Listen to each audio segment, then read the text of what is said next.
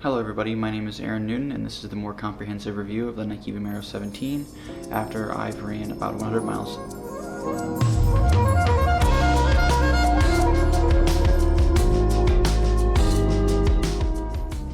After hitting 100 miles in the Nike Vomero 17s, there's a couple things that I've noticed that I like and some things that I do not like.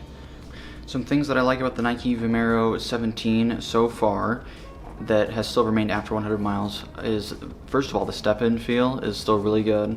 Every time I put my feet into it, it's just very plush and very squishy and very nice overall.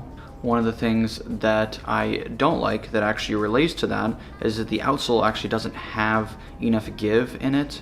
The shoe is relatively responsive, but based on what I've seen with the outsole, there's only these couple lines that we get in terms of the feedback and responsiveness of the shoe. So it seems relatively flat, especially in the midfoot area. It's just too flat. And I actually have noticed this also when running, so I'll actually just insert a video before or after this clip of me running in the shoe, which makes a lot of noise in general. It just makes a lot of noise when I'm running in it.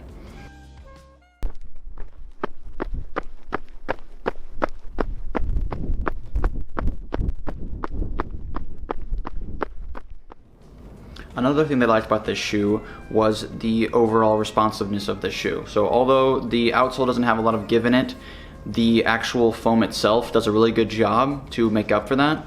So the Cushlon and the ZoomX do work together pretty well, although I am excited to see if they could do something else next year, similar to the Pegasus 1 and 2, the original ones, not the Turbo, with the React foam and the ZoomX foam. I feel like that would be even better for the Vomero, since there's no longer a pocket or anything, and it could be just a more cushy version and an in-between version of the Pegasus and the Invincible, which I believe right now it kind of sits at.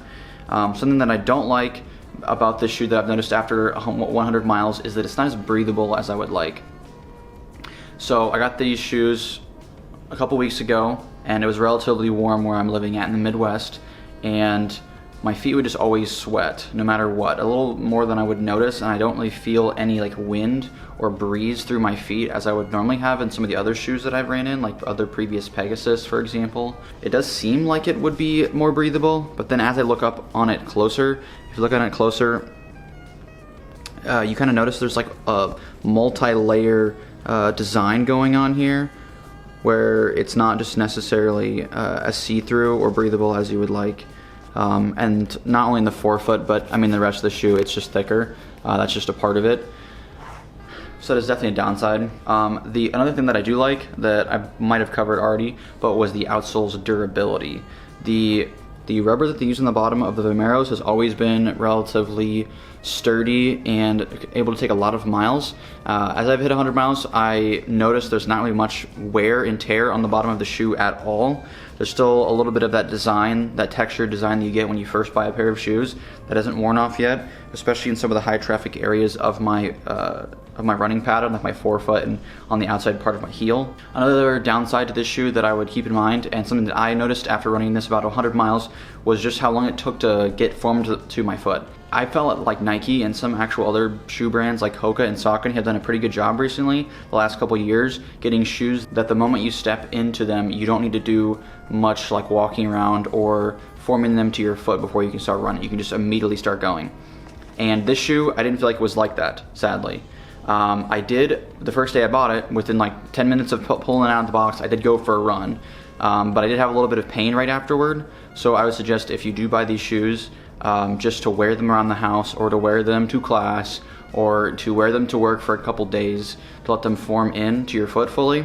The question that I think everyone would want it to be answered about this shoe is, where does this sit up against the other shoes in the Nike lineup specifically? We have the Pegasus, we have the new Infinity React that just came out recently, we've had the Nike Invincible 3, and then now we have this new Vomero version. We have to figure out where it goes in between. Based on its price point of $160, it sits at the same level as the Infinity React, but with a different type of cushioning technologies, and it's not just 100% React like the other one. This seems to almost want to do more longer miles, and for people that are even a little more serious than maybe someone to buy a React. But if you're looking for something and you're not so worried about weight, this would be a good alternative to the Nike Pegasus. But I would still, based on the price point and being about $30 more than the Pegasus, and being $20 less than the Invincible, it would almost be a better duo to have a Pegasus and a Invincible, or maybe even a Pegasus and an Infinity React. In terms of shoes, maybe you're having for longer miles with the React or the Invincible, and then having ones with shorter miles being the Pegasus. But if I needed to do 10 plus miles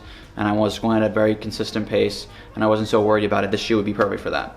So overall, that is my more comprehensive review of the Nike Vomero 17 after I've run about 100 miles in the shoe. Depending on how I feel at the end of the shoe's life, at around 300 to 400 miles, I will make another review. Other than that, I would think a lot of these opinions that I have so far will stay the exact same. It has a very good lifespan in terms of the tread and in terms of the foam that they chose to put it together. It's a good all-around shoe, a potential replacement for the Pegasus, but in my opinion, it might almost be better just to go with the Pegasus and then have some other alternative shoe to rotate in and out.